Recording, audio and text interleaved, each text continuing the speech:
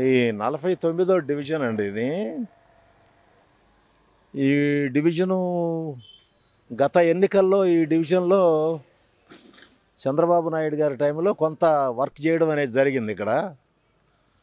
ఈ ప్రాంతంలో కొన్ని ఏరియాలు డ్రైనేజీ పూర్తయిపోయింది. అప్పటికి సెకండ్ ఫేజ్కి వచ్చేటప్పటికి ఈ బారు లైన్లు ఇక చుట్టుపక్కల స్లమ్ ఏరియాల్లో అన్నీ తవ్వారు. ఈలోగా ఎలక్షన్స్ వచ్చేసినాయి, ఆగిపోయినాయి.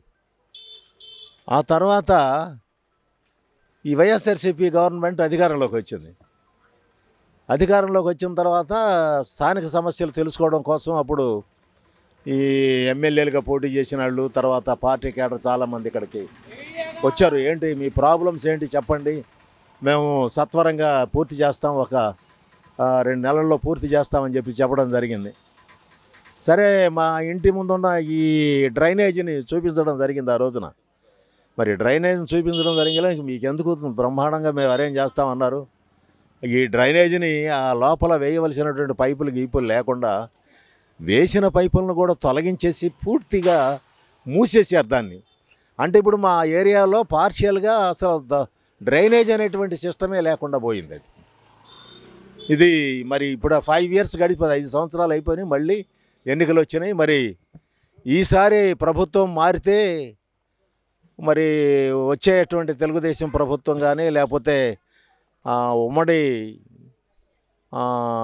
పార్టీల అభ్యర్థి గెలిచిన తర్వాత కానీ డెవలప్ అవుతుంది. ఈ గల్లా మాధవి నేతృత్వంలో, మరి అలాగే పెమ్మసాని చంద్రశేఖరరావు గారు వారి నాయకత్వంలో గతంలో ఏమైతే అభివృద్ధికి నోచుకొని ప్రాంతం అయితే ఉందో ఇదంతా కూడా అభివృద్ధి అవుతుందని గట్టిగా నమ్ముతున్నాం.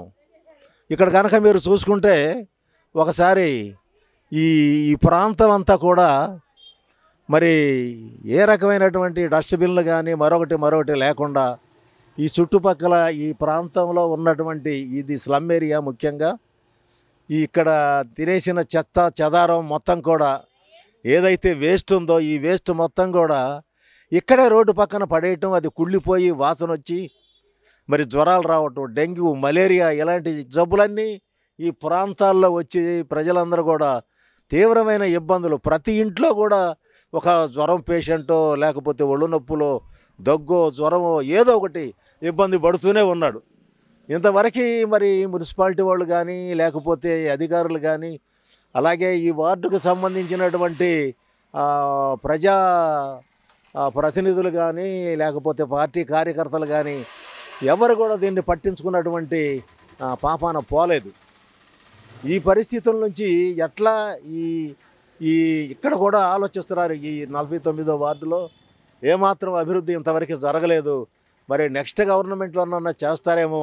ఈసారి తప్పనిసరిగా పెమ్మసాని చంద్రశేఖరరావు గారికి అలాగే గల్లా మాధవి గారికి వీళ్ళందరికీ ఓట్లేసి ఒక మెరుగైనటువంటి ప్రభుత్వాన్ని సాధించుకోవడం ద్వారా ఇక్కడ ప్రజారోగ్యాన్ని కాపాడుకోవచ్చని ఇక్కడ ప్రజలందరూ కూడా ఆలోచిస్తున్నారు. ఆ దిశగా అందరూ కూడా ఓట్లు వేయాలనే ఇప్పటికీ మేము చాలా చోట్ల తిరగటం జరిగింది. వాళ్ళందరూ కూడా ఈ ట్రాన్స్ఫర్ ఆఫ్ ఓట్, ట్రాన్స్పరేషన్ అనేది పరివర్తన,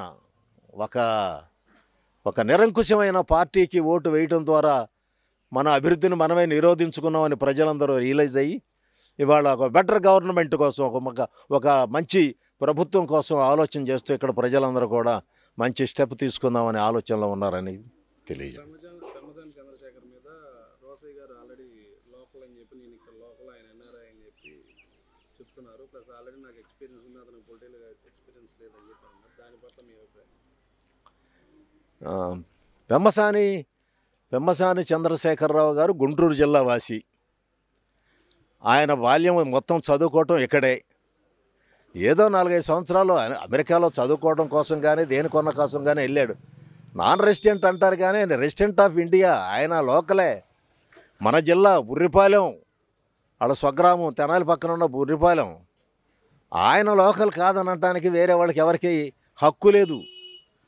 రోసయ్య స్థానికుడిగా గుంటూరు వాసా, లేకపోతే ఎక్కడి నుంచో వచ్చి గుంటూరులో స్థిరపడ్డా, లేకపోతే ఆయనకి వాళ్ళ బంధువులకి వాళ్ళ మామగారులకి వీళ్ళందరికీ రాజకీయ నేపథ్యం ఉన్నప్పటికీ కూడా మరి ఆయన పొన్నూరుకి ఎమ్మెల్యేగా చేస్తున్నాడు. మరి ఆ పొన్నూరు మరి నారా కోడూరు ఆ ప్రాంతంలో ఉన్నటువంటి మైన్స్ అన్నీ కూడా ఆయన వల్ల చెరపట్టబడినాయని, ఆయన దోపిడీ చేస్తున్నాడని, అక్కడ పేదల ఆస్తులన్నీ కొట్టేస్తున్నాడని చెప్పి ఆయన మీద తీవ్రమైనటువంటి దుమారం ఈ మధ్య వచ్చింది. ఆయన ఎంపీగా వచ్చి మళ్ళీ తక్కిన వాళ్ళ భూములందరూ కబ్జా చేసేసి ఈ జిల్లా మొత్తాన్ని కబ్జా చేస్తే పరిస్థితి ఏంటి? ఏ రకమైన మచ్చలేనటువంటి చంద్రశేఖరరావు గారిని గెలిపించుకోవడం ద్వారా అభివృద్ధి అనేది సాధ్యం అవుతుంది. ఎందుకంటే ఆయన అమెరికాలో కానీ లేకపోతే మరి ఎక్కడన్నా కానీ స్వతగా స్థితిమంతుడై బాగా చదువుకున్నటువంటి వైద్య వృత్తిలో ఉన్నటువంటి ప్రొఫెసర్ అయ్యి మరి ఎంతోమందికి విద్యలో కానీ వైద్యంలో కానీ ఎంతోమందికి సహకారాలు అందిస్తున్నటువంటి ఒక మంచి మనిషి అధికారంలోకి రావటం ద్వారా రేపు ఎన్డీఏ గవర్నమెంట్లో ఒక అద్భుతమైనటువంటి పొజిషన్ సంపాదించి గుంటూరు జిల్లాని అద్భుతంగా డెవలప్ చేస్తాడనేటువంటి విశ్వాసం మాకుందని ఇంత మూలంగా మేము తెలియజేస్తూ ఉన్నాం.